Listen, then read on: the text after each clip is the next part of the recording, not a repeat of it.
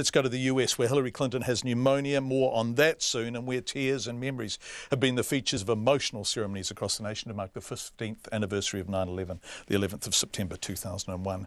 2,996 people died in their terror attacks, including the 19 hijackers themselves, 15 of whom, by the way, were from Saudi Arabia. On the 15th anniversary of the attacks, ceremonies were held at the World Trade Center, of course, the Pentagon, and at a rural field in Pennsylvania, where Flight 93 crashed after passengers who realized what was going on stormed the cockpit.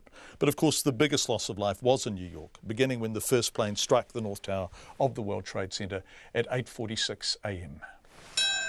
America's central formal tribute took place where the Twin Towers stood until September 11th, 2001.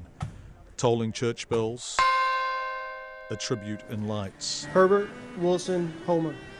Leroy W. Homer Jr. Sean Patrick Lynch. Terrence M. Lynch. Dominic A. Pazzulo.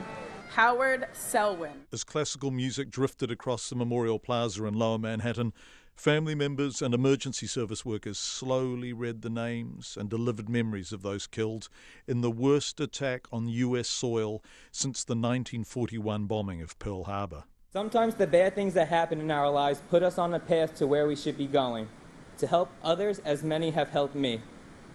P.S. I love you, Dad. The ceremony paused for 6 moments of silence, 4 to mark the exact times 4 hijacked planes crashed into the World Trade Center, the Pentagon near Washington, D.C., and a Pennsylvanian field. The last 2 to record when the North and South Towers of the Trade Center each collapsed. The President, Barack Obama, attended a service at the Pentagon and laid a wreath in memory of the lives lost. The survivors and families of 9/11, your steadfast love and faithfulness has been an inspiration to me and to our entire country. And in your grief and grace, you have reminded us that together, there's nothing we Americans cannot overcome. Groups like Al-Qaeda, like ISIL, know that they will never be able to defeat a nation as great and as strong as America, so instead they try to terrorize in the hopes that they can stoke enough fear that we turn on each other, that we change who we are or how we live. And that's why it is so important today that we reaffirm our character as a nation. Our patchwork heritage is not a weakness. It is still and always will be one of our greatest strengths. This is the America that was attacked that September morning. This is the America that we must remain true to. Across our country today, Americans are coming together in service and remembrance. We run our fingers over the names and memorial benches here at the Pentagon.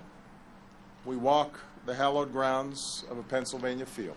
We look up at a gleaming tower that pierces the New York City skyline. But in the end, the most enduring memorial to those we lost is ensuring the America that we continue to be. More than 340 firefighters and 60 police were killed on that sunny Tuesday morning in 2001. Most of the emergency services staff died while running upstairs in the Twin Towers, desperately trying to reach victims trapped above.